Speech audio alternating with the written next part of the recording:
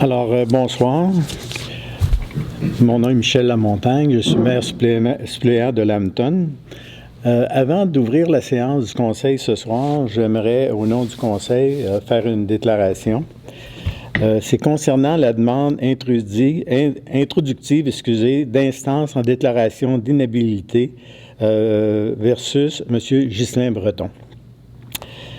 Alors, à la suite du verdict en provenance de la Cour supérieure du Québec du district de Mégantic déposé le 11 novembre 2024, M. Ghislain Breton se voit imposer un jugement le rendant inhabile à exercer la fonction de membre d'un conseil municipal de la municipalité de Lambton pour une période de 1 an à compter du 11 novembre 2024 et ça jusqu'au 10 novembre 2025.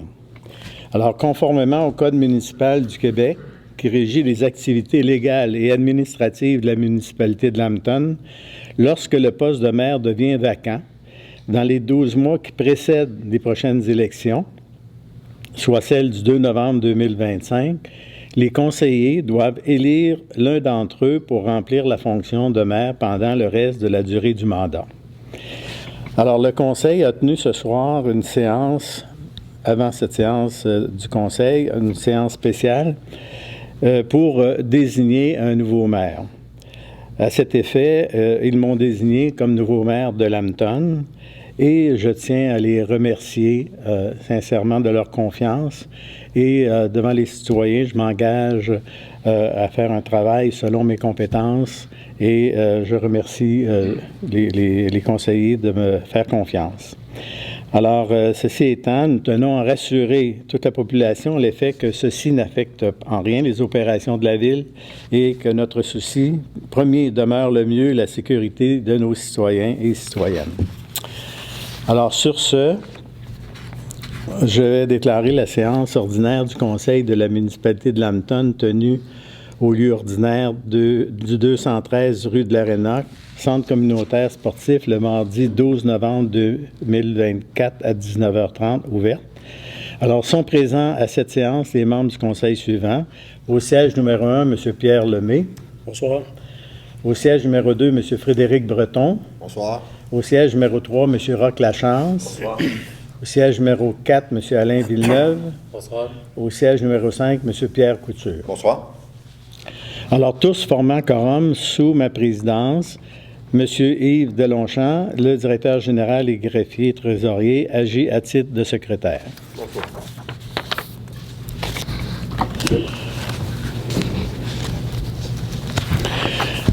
Alors, on va procéder à l'adoption de l'ordre du jour. Alors, je vais présenter les points de l'ordre du jour. Donc, ouverture de la séance, adoption de l'ordre du jour, adoption des procès-verbaux, suivi des comités, période de questions, déclaration d'intérêt pécuniaire particulier, administration, soit le dépôt de la liste des dépenses, et nouvelles structures organisationnelles et modifications à l'organigramme de la municipalité. Il y a l'adoption du calendrier des séances ordinaires pour l'année 2025, la reddition de comptes PRABAM, le dépôt des formulaires des intérêts pécuniaires des élus, la politique de reconnaissance et de soutien aux organismes et aux individus, versement final, subvention 2024. En ce qui concerne la voirie et le transport, on a demande de prolongation du délai pour la réalisation des travaux, projet de réfection d'une section du rang 4, autorisation de paiement, le deuxième, dans le rang 4, décompte progressif numéro 5, réfection du rang Saint-Michel. Pour l'hygiène du milieu, nous avons le dépôt du bilan de l'eau potable. En aménagement et urbanisme et développement, nous avons la demande d'autorisation présentée à la Commission de protection du terre agricole par 9169-0826 Québec Inc. On a la demande d'usage conditionnel pour le lot 5 688 511. On a le dernier point de cet item, c'est le Fonds Région et Ruralité, volet 2, signature de l'entente. Au point loisirs, sport, culture et vie communautaire, on n'a pas de sous-point à discuter. Le 12, sécurité publique. On a le point 12.1 qui est intérêt de participation au programme des cadets de la Sûreté, saison estivale 2025, la législation.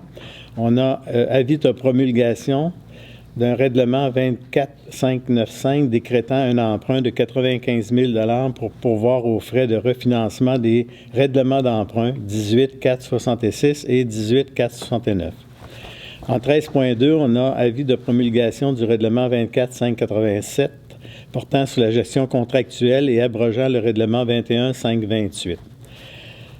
Au troisième point, on a un avis de promulgation au règlement 24592 relatif à la régie interne des séances de la municipalité. 13.4, on a avis de promulgation au règlement 24593 portant sur le traitement des élus municipaux et modifiant le règlement 21539. 13.5, avis de promulgation au règlement 24594 fixant les tarifs applicables aux élus et officiers municipaux pour les déplacements, les repas, le logement et abrogeant les règlements 18.479 et 19.481. En 13.6, avis de promulgation au règlement 24591 modifiant le règlement de zonage numéro 09-345 afin d'autoriser certains usages dans certaines zones sur le territoire. 13.7, avis de motion, règlement 24596 modifiant le règlement numéro 17.458 07-330 décrétant les règles de contrôle et de suivi budgétaire de la délégation d'autorisation de dépenser. 13.8. Présentation. Règlement numéro 24596 modifiant les règlements numéro 17.458 et 17.330 décrétant les règles de contrôle et de suivi budgétaire et la délégation d'autorisation de dépenser. Règlement relatif au pouvoir de dépenser. Le point 14, c'est les contributions, dont on a une demande de contribution de Patrimoine Art, une demande de contribution de l'Association des pêcheurs du Grand Lac Saint-François pour l'ensemencement. Nous avons aussi le Centre d'action bénévole du Granit, une demande d'aide financière pour la Guignolée, porte-à-porte 2024. Nous avons une demande d'appui financier de Constellation du Granit. Nous avons une demande de place aux jeunes du Granit, contribution financière.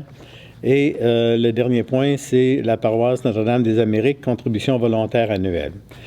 Et enfin, le point 15, c'est correspondance suivie de varia, une dernière période de questions et la clôture et levée de la séance. Alors, est-ce que j'ai l'unanimité pour vous proposer? On va, ce soir, on va demander l'unanimité. Si je n'ai pas l'unanimité, on fera à ce moment-là différemment. OK. Alors, est-ce qu'on a l'unanimité? Oui. Très bien. Alors, point 3, adoption des procès-verbaux. Le point 3.1, séance ordinaire du 8 octobre 2024. Alors, copie du procès-verbal de la séance ordinaire du Conseil tenue le 8 octobre dernier a été remise à tous les membres du Conseil au moins 72 heures avant la tenue de la présente séance, afin de leur permettre d'en prendre connaissance et ainsi nous dispenser d'en faire la lecture en séance. En conséquence, il est proposé et résolu d'adopter le procès-verbal de la séance ordinaire du 8 octobre 2024 tel qu'il apparaît au registre des procès-verbaux de la municipalité. C'est unanime? Oui. C'est unanime, merci. Pour les autres séances, je ne ferai pas le préambule, qui est le même, c'est que les séances ont été données au Conseil à moins de 72 heures. Donc, la séance extraordinaire du 22 octobre 2024, il est proposé et résolu d'adopter le procès-verbal de la séance ordinaire du 22 octobre 2024 tel qu'il apparaît au registre des procès-verbaux de la municipalité. Est-ce que j'ai votre accord? Oui, Monsieur le maire. Peut-être juste une petite chose, c'est pas grand-chose, là. Il faudrait marquer de la séance extraordinaire du 22 octobre, au lieu d'ordinaire. C'est moi qui ai dit ordinaire, peut-être? Non, elle est inscrite ordinaire aussi. Là. Ah, OK. Alors, donc, c'était la séance extraordinaire du 22 octobre. On a toujours l'unanimité, même si c'est extraordinaire? Oui, OK. C'est juste... Oui, c'est dans le libellé, OK.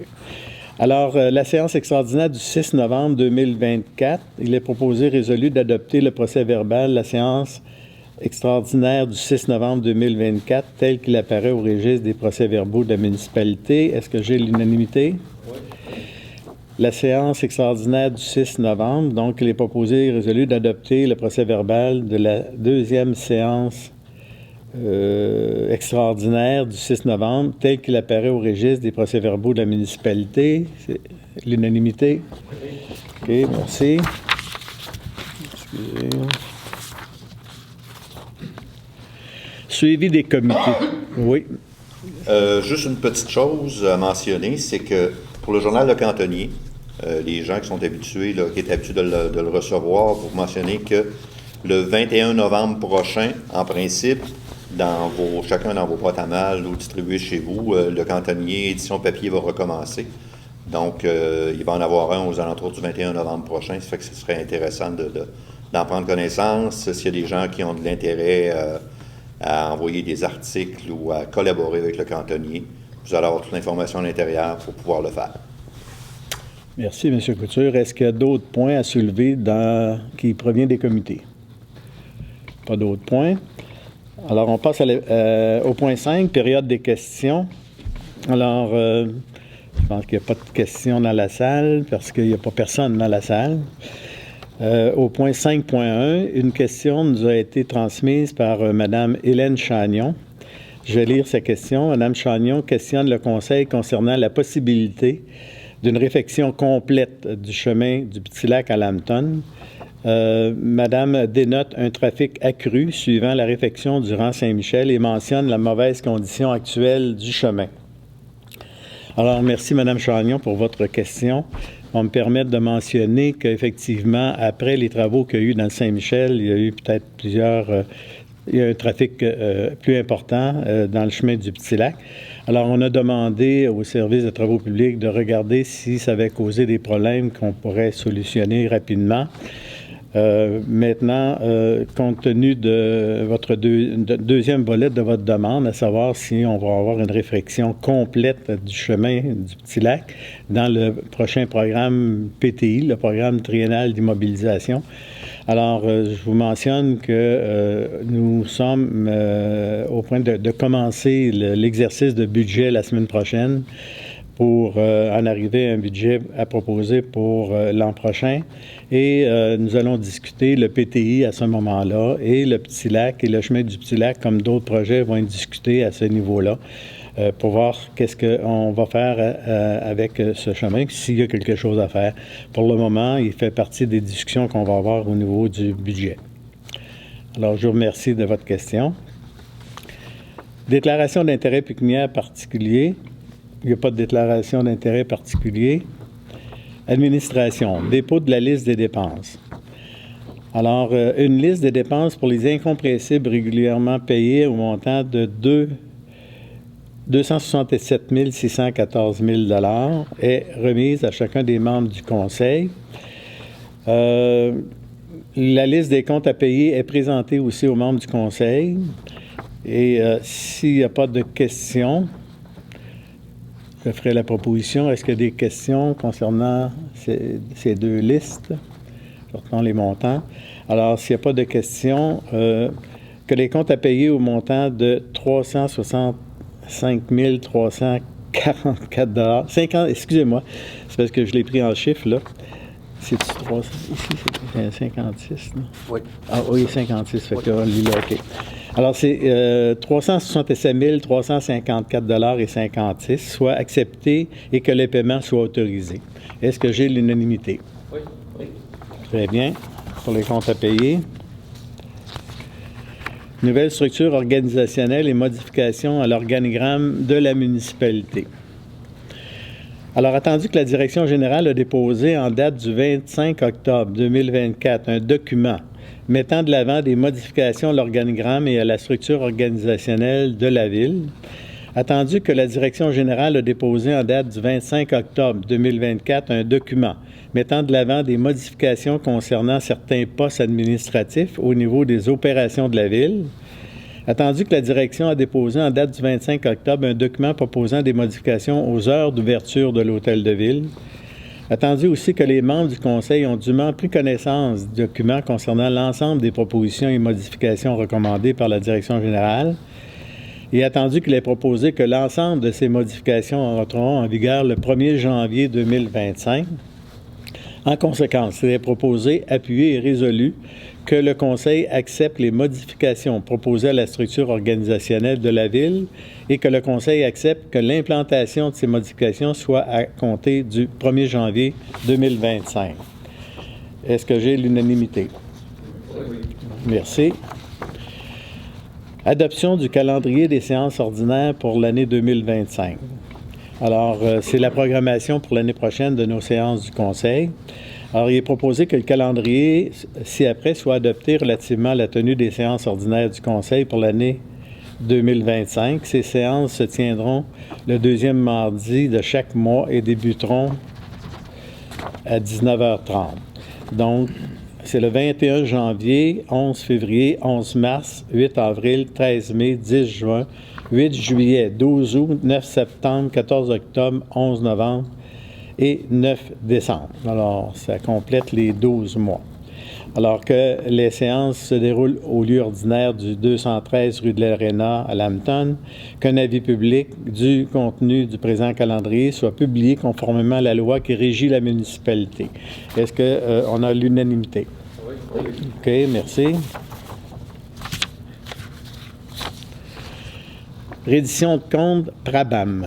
Attendu que dans le cadre du programme Prabam, qu'est-ce que c'est Prabam? Prabam, c'est des travaux à la caserne, à l'édifice municipal et la génératrice de l'Aréna. OK. Alors, donc, Prabam, la municipalité a réalisé des travaux affectant le garage municipal et les bureaux municipaux et l'aréna municipale. Attendu que la municipalité doit déposer sa reddition de compte pour des dépenses totalisant 104 467 $, il est proposé, appuyé et résolu que le préambule de la présente en fasse partie intégrante, que le conseil municipal autorise le dépôt de la reddition de compte dans le cadre du programme Prabam. Est-ce que c'est adopté à l'unanimité? Oui. Merci. Le point 7.5, dépôt des formulaires des intérêts pécuniaires. Alors, le directeur général greffier trésorier fait le dépôt des formulaires déclaration des intérêts pécuniaires des membres du conseil, complétés par tous les élus tels que requis par la loi sur les élections et les référendums dans les municipalités, selon l'article 357 et article 358. 7.6. Politique de reconnaissance et de soutien aux organismes et aux individus. C'est pour un versement final à la subvention 2024. Alors, il est proposé et appuyé que la municipalité verse aux organismes suivants le solde du 25 % pour l'année 2024 selon les critères déterminés dans la politique de soutien aux organismes et aux individus. Donc, l'organisme est Patrimoine. Il reste un montant de 1 750 $ qu'on leur doit. Alors, c'est adopté à l'unanimité. Merci. Voirie et transport, demande de prolongation du délai pour la réalisation des travaux du projet de réfection d'une section du rang 4. Attendu que le programme d'aide à la voirie locale, le PAVL, vise à assister les municipalités dans la planification, l'amélioration et le maintien des infrastructures des réseaux routiers locaux et municipaux dont elles ont la responsabilité, et attendu que la municipale dépose une demande d'aide financière par la résolution 23-08-229 dans le programme d'aide PAVL volet redressement pour la réfection d'une section du rang 4, attendu que le projet a obtenu une aide financière d'un montant de 4 259 582 $ du programme et que le projet doit être réalisé avant le 3 décembre 2024, attendu que des études supplémentaires sont nécessaires requises en lien avec la caractérisation des sols, il est donc proposé de demander au ministère des Transports et de la Mobilité durable son autorisation pour terminer les travaux autorisés dans le rang 4 selon un nouvel échéancier, soit la réalisation complète des travaux du rang 4 au 3 décembre 2025. Le tout tel que stipulé à l'article 3, à la section 3, article 15 de la Convention signée par les deux parties. On mentionne quand même que c'est les délais pour compléter complètement le dossier, mais que les travaux sont toujours prévus pour se terminer fin juin. C'est bien ça? Exact. Merci. Alors, est-ce que c'est adopté à l'unanimité? Oui. Merci. L'autorisation de paiement, section 2, rang 4, c'est-à-dire le deuxième paiement du rang 4, Attendu que les travaux de réfection du rang 4 sont présentement en cours, l'entrepreneur Giroux-Lessard dépose la demande de paiement numéro 2 pour les travaux réalisés. Attendu que la demande de paiement totalise un montant de 951 495,15 $, taxes incluses. Attendu que suite à l'analyse de la demande de paiement, la firme WSP émet un avis favorable concernant les travaux complétés et recommande l'acceptation de la demande de paiement numéro 2 après réception des quittances partielles et donc copie est jointe à la présente résolution pour en faire partie intégrante. Il est proposé, appuyé et résolu que la demande de paiement numéro 2 présentée par Giroux-Lessard pour la réfection du rang 4 au montant de 951 495,15 $, taxes incluses, soit acceptée, payée après réception des quittances partielles et que le montant soit prélevé à même le Fonds général de la municipalité et que le remboursement du Fonds général sera fait lors de la réception de la subvention consentie. Est-ce que c'est adopté à l'unanimité? Oui, merci.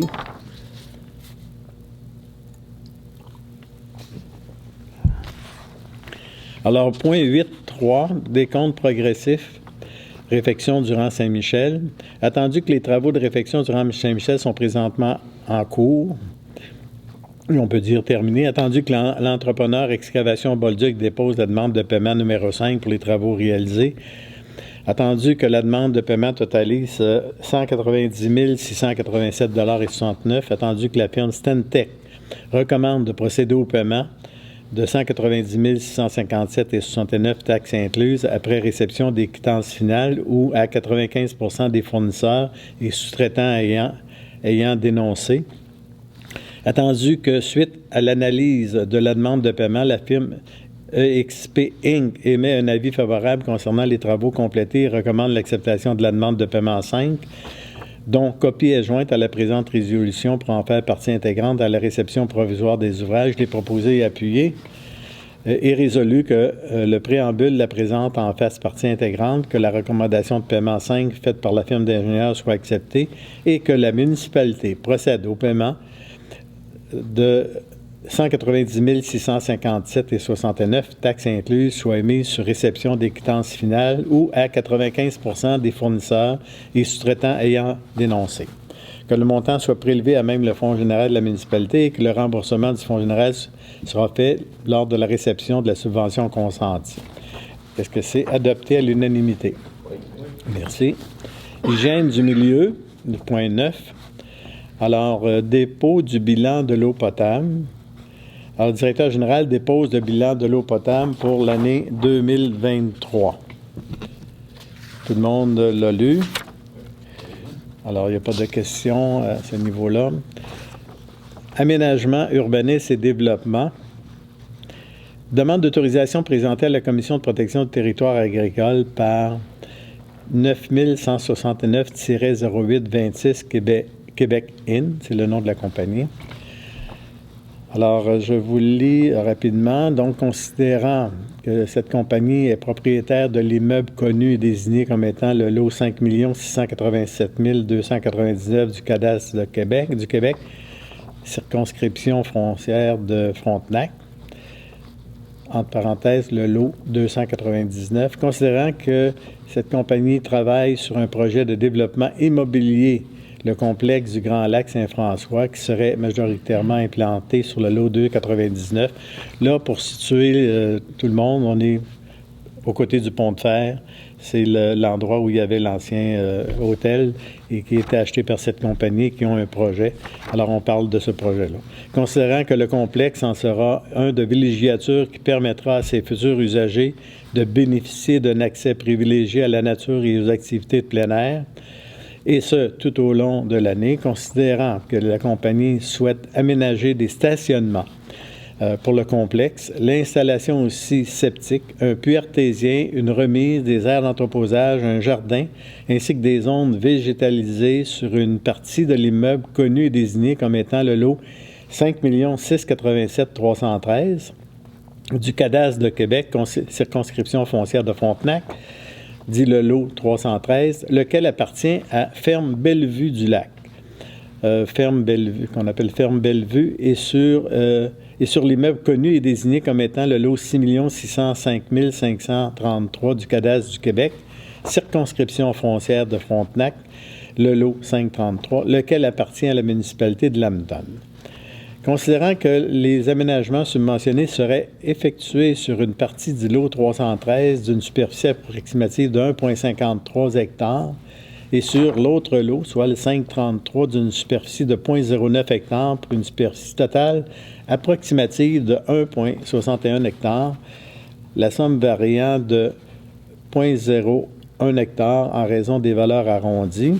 Considérant que la demande à la Commission de protection de terres agricoles de 91-69 visant à obtenir l'autorisation pour la vente de la parcelle en sa faveur par la ferme Bellevue, considérant la demande de la Commission pour utiliser la parcelle à des fins non agricoles, parce qu'on a mentionné pourquoi on voulait l'utiliser tout à l'heure, et plus précisément pour l'aménagement de ces éléments qu'on a nommés, soit le stationnement, l'installation septique, le puits artésien, la remise, les aires d'entreposage, le jardin et une zone végétalisée.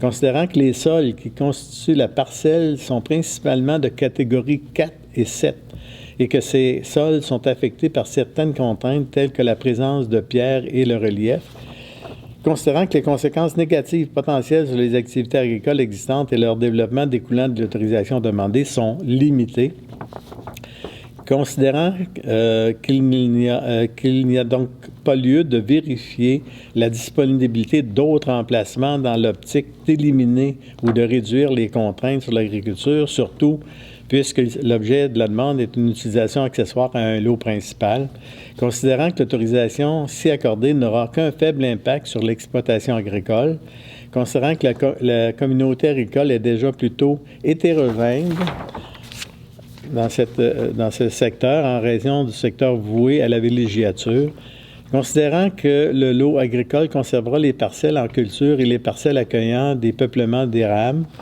considérant aussi que le site choisi sur le lot est donc le site de moindre impact sur celui-ci, considérant le consentement de l'agriculteur visé, ce qui est important, considérant l'effet positif que le complexe aura sur le développement économique et touristique de la région.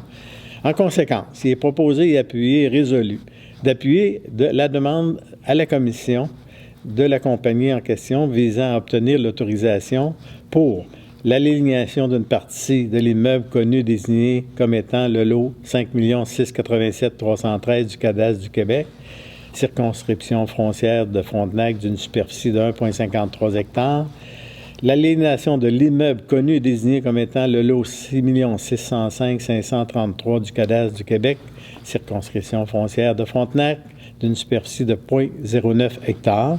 L'utilisation à des fins non agricoles, soit pour l'aménagement des éléments suivants sur une parcelle du lot 5 687 313 du cadastre du Québec, circonscription foncière de Frontenac et d'une superficie de 1,53 hectares sur le lot 6 605 533 du cadastre du Québec, circonscription foncière de Frontenac sur une superficie de 0,09 hectares. Donc, toujours pour les stationnements du complexe, l'installation septique, le puits artésien, la remise, l'aire d'entreposage, le jardin et la zone végétalisée. Ouf! C'était une longue, celle-là. Alors, est-ce que tout le monde est d'accord? Oui. Parfait. Adopté à l'unanimité. Alors, demande d'usage conditionnel pour le lot 5 688 511. Alors, attendu qu'une demande a été déposée au Conseil de la municipalité en vertu du règlement numéro 21526, règlement sur les usages conditionnels, attendu que le site concerné est identifié comme étant le lot 5 688 511, cadastre du Québec, circonscription de Frontenac, est situé au 96 chemin du bord de l'eau. Attendu que cette demande vise à autoriser la location à court terme de la résidence contre rémunération pour une période n'excédant pas 31 jours à des touristes ou des travailleurs et dont la disponibilité de l'unité est rendue publique par l'utilisation de tout média. Attendu que le document et les renseignements exigés pour une demande d'usage conditionnel à l'article 15 relatif ont tous été déposés. Attendu que les renseignements et les documents additionnels requis pour l'analyse de la demande de l'article 23 du règlement ont tous été déposés, attendu que le Conseil a pris connaissance de la recommandation du Comité consultatif d'urbanisme, attendu que les personnes intéressées ont eu l'occasion de se faire entendre par le Conseil.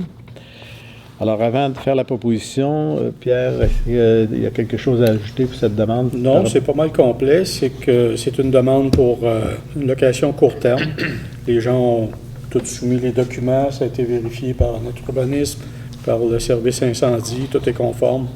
Donc, le comité d'urbanisme recommande au conseil d'émettre le permis. Parfait, merci.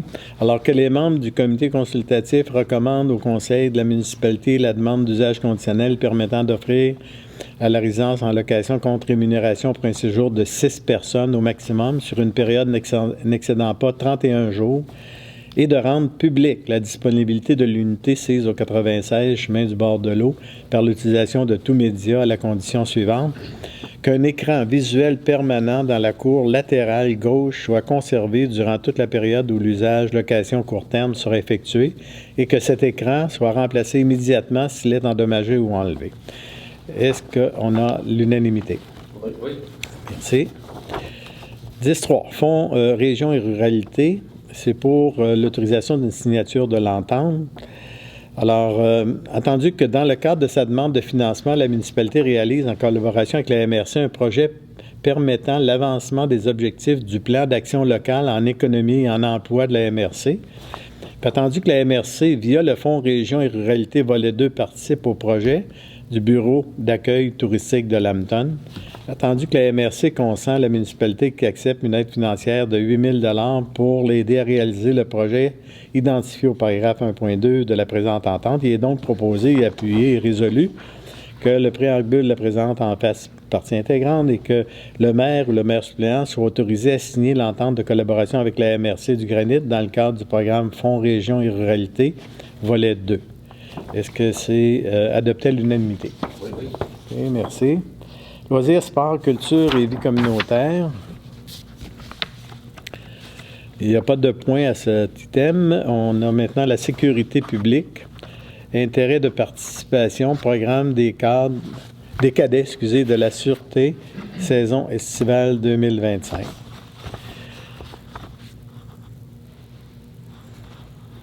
Alors, attendu que la Sûreté du Québec offre un programme de cadets de la Sûreté, on est dans ce programme-là l'année dernière, je pense que ça fait quelques années, attendu que la Sûreté agit à titre d'employeur des cadets et des responsables du programme des cadets de la Sûreté, attendu que les employés embauchés dans le cadre du programme des cadets de la Sûreté n'ont pas le statut de policier ni d'agent de la paix et n'en ont donc pas les pouvoirs ni les devoirs. Attendu que les cadets de la Sûreté obtiennent les mêmes pouvoirs et devoirs que tous citoyens et qu'à ce titre, il est nécessaire que les cadets fassent appel aux policiers de la Sûreté dès qu'une intervention s'avère de juridiction policière. Attendu que la municipalité de Lambton souhaite obtenir les services offerts dans le cadre du programme des cadets de la Sûreté. Attendu que la municipalité de Lambton convient d'assumer une responsabilité financière relative à ce programme, attendu que l'année dernière, ce service coûtait 20 000 $, lequel était payé à 50 % par la Sûreté du Québec et 50 % par les municipalités participantes, attendu que les municipalités participantes doivent s'entendre entre elles de manière à déterminer l'une d'elles comme étant signataire de l'entente et déterminer leur taux de participation financière. Attendu que le coût pour ce service n'est pas encore établi pour la prochaine année, il est proposé et appuyé que la municipalité signifie son intérêt à faire partie de l'entente de partenariat relative à la fourniture des services des cadets de la Sûreté du Québec été 2025 et que le Conseil se réserve le droit de retirer son intérêt dans le cas où les coûts seraient revus à la hausse pour la prochaine année. Qu'une copie de la présente résolution soit transmise au Centre de services MRC du Granit. Alors, est-ce que j'ai l'unanimité? Oui. Parfait. Législation. Les avis de promulgation. Alors, on a un premier avis de promulgation, règlement 24595, décrétant un emprunt de 95 000 pour pourvoir aux frais de refinancement des règlements d'emprunt. Alors, c'est la reconduction d'un règlement d'emprunt. Oui. Alors, attendu que l'emprunt décrété par le règlement numéro 18-466 et 18-469, un solde non amorti de 4 744 000 sera renouvelable le 28 janvier 2025 prochain, au moyen d'un nouvel emprunt pour le terme autorisé restant. Attendu que les coûts de vente relatifs à l'émission du montant ci-haut mentionné sont estimés à la somme de 95 000 attendu qu'il est possible d'emprunter cette somme par un règlement qui n'est soumis qu'à la seule approbation du ministre des Affaires municipales et de l'occupation du territoire conformément à la loi sur les dettes et les emprunts municipaux. Attendu que l'avis de motion du présent règlement a été dûment donné lors de la séance extraordinaire du Conseil tenue le 6 novembre 2024 et que le projet de règlement a été déposé à cette même séance, il est proposé, appuyé et résolu que le Conseil adopte le règlement 24-595 décrétant un emprunt de 95 000 pour pourvoir aux frais de refinancement des règlements d'emprunt 18-466 et 18-469. Est-ce qu'on adopte à l'unanimité? Oui. Merci. Avis de promulgation, règlement 24-587 portant sur la gestion contractuelle et abrogeant le règlement 21-528. Peut-être, M. le directeur, vous nous donner un petit résumé, oui. Ce sont des modifications qu'on apporte sur les octrois de contrats de gré à gré ou appels d'offres sur invitation pour les contrats de plus de 25 000 et qui sont inférieurs au seuil décrété par le MAMACH, par le ministère, là, qui est à peu près de 130 000 Donc, les montants entre 25 et 130 000 là, c'est des modifications à ces octrois de contrats-là là, au niveau de la réglementation là, qui nous permet de faire ça. Parfait. Alors, il n'y a pas de questions à ce sujet. Alors, il est proposé et appuyé que le Conseil adopte le règlement 24-587 portant sur la gestion contractuelle et abrogeant le règlement 21-528. C'est adopté à l'unanimité? Oui. Merci. Avis de promulgation, règlement 24-592 relatif à la régie interne des séances de la municipalité. Petit résumé. Oui, on apporte des modifications et des clarifications relativement aux périodes de questions au niveau des séances du Conseil par rapport au temps alloué aux gens qui ont des questions à poser. Très bien. Alors, donc, il est proposé, appuyé et résolu que le Conseil adopte le règlement 24-592 relatif à la régie interne des séances de la municipalité. Est-ce adopté à l'unanimité? Oui. Merci. Avis de promulgation, règlement 24-593 portant sur le traitement des élus municipaux et modifiant le règlement 21-539. Oui, ce sont des modifications concernant la rémunération du maire suppléant, tout simplement pour venir clarifier là, tous les tenants et aboutissants qui concernent la rémunération du maire suppléant. Très bien. Alors, il est proposé et appuyé et résolu que le Conseil adopte le règlement 24-593 portant sur le traitement des élus municipaux et modifiant le règlement 21-539. Est-ce que c'est adopté à l'unanimité? Oui. Merci. La promulgation du règlement 24-594 fixant les tarifs applicables aux élus et officiers municipaux pour les déplacements, repas, logements et abrogeant les règlements 18-479 et 19-481. Oui, c'est des mises à jour au niveau des frais de représentation pour les élus municipaux. Ça datait de 2021. Alors, on se devait de mettre à jour là, ces montants-là qui sont alloués. Alors, donc, il est proposé, appuyé et résolu que le Conseil adopte le règlement 24-594 fixant des tarifs applicables aux élus et officiers municipaux pour les déplacements, les repas, le logement et abrogeant les règlements 18-479, 19-481. C'est adopté à l'unanimité? Oui. Merci. Promulgation du règlement 24-591 modifiant le règlement de zonage 09-345 afin d'autoriser certains usages dans certaines zones sur le territoire. Oui, ce sont des modifications courantes là, au niveau de la modification de certaines dispositions du règlement de zonage pour accélérer le processus au niveau des différentes modifications de notre zonage comme tel à la ville de Lambton. OK. Alors, que le Conseil, donc il est proposé, appuyé et résolu que le Conseil de la municipalité de Lambton adopte le règlement intitulé Règlement numéro 24-591 modifiant le règlement de zonage 09-345 afin d'autoriser certains usages dans certaines zones sur le territoire dont copies sont jointes à la présente résolution pour en faire partie. Que conformément à l'article 137.2 sur l'aménagement et l'urbanisme, le dit projet de règlement soit transmis à la MRC du Granic pour son entrée en vigueur. Est-ce que c'est adopté à l'unanimité? Oui. Merci. Maintenant, ça, c'était les promulgations. Maintenant, on a des projets, un avis de motion concernant le règlement numéro 24-5-96, modifiant les règlements 17-4-58 et 7-330, décrétant les règles de contrôle et de suivi budgétaire et la délégation d'autorisation de dépenser. Oui, en 13.7, c'est l'avis de motion. En 13.8, c'est la présentation du dit règlement. C'est une standardisation des procédures d'achat, dépenses au sein de l'administration publique pour autoriser les directeurs de département à dépenser un certain montant, ensuite autorisé par la direction générale et ensuite autorisé par le conseil de ville comme tel. Donc, l'avis de motion et la présentation sont faits. Le point 14, contribution. Alors, demande de contribution de Patrimonar, attendu que le Patrimonar organise une activité au centre communautaire et sportif de la municipalité le 23 novembre prochain, attendu que la municipalité sera responsable du service de bar. Il est proposé et appuyé et résolu que le conseil remette 50 des profits réalisés au bar lors de la tenue de cette soirée. Est-ce que j'ai l'unanimité? Oui. Oui, excusez. Juste une petite question sur le point d'avant. Là. Oui. Est-ce que vous n'auriez pas eu besoin de quelqu'un pour donner l'avis de motion? Ben non, Oui, excusez. Vous avez raison. Oui. J'ai le droit à une erreur? Hein? Non, aucun problème. C'est facile d'être assis ici. Alors, M. Couture donne la motion? OK. C'est bon. Non, c'est juste pour avoir... C'est correct, c'est bien beau.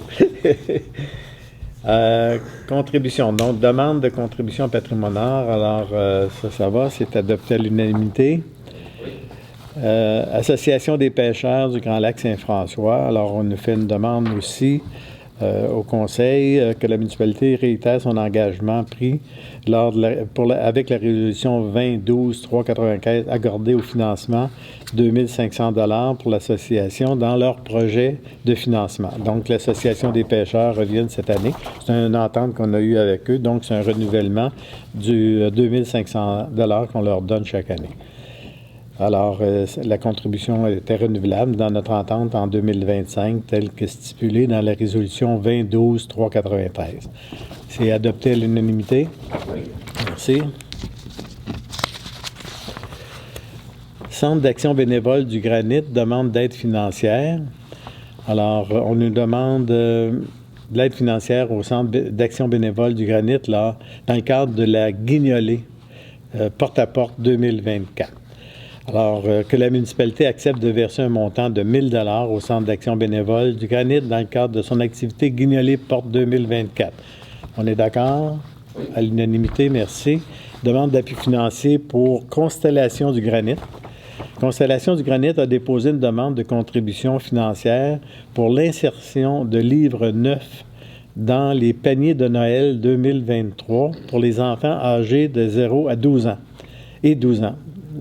Entre 0 et 12 ans, du territoire de la MRC du Granit.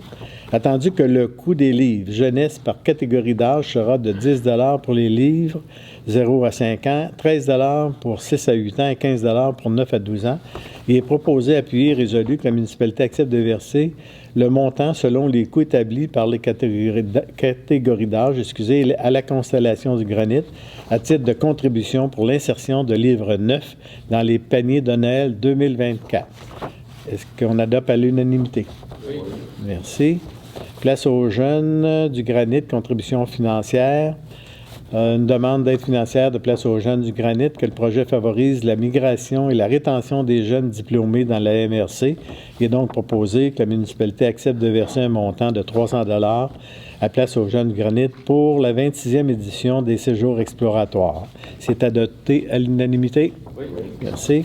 Paroisse Notre-Dame-des-Amériques, contribution volontaire annuelle, attendu que la municipalité a reçu une demande de contribution de la paroisse Notre-Dame-des-Amériques et souhaite participer à la campagne 224.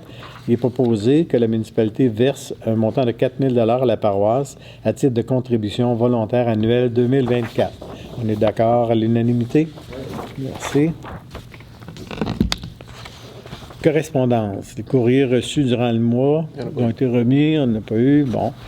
Varia. Est-ce qu'il y a des varias? Il n'y a pas de varias. Période de questions, à moins que ce soit parmi les conseillers, mais là, il n'y a pas personne dans la salle. Alors, il y a la clôture et la levée de la séance. Qui propose? Hein? C'est la Chance.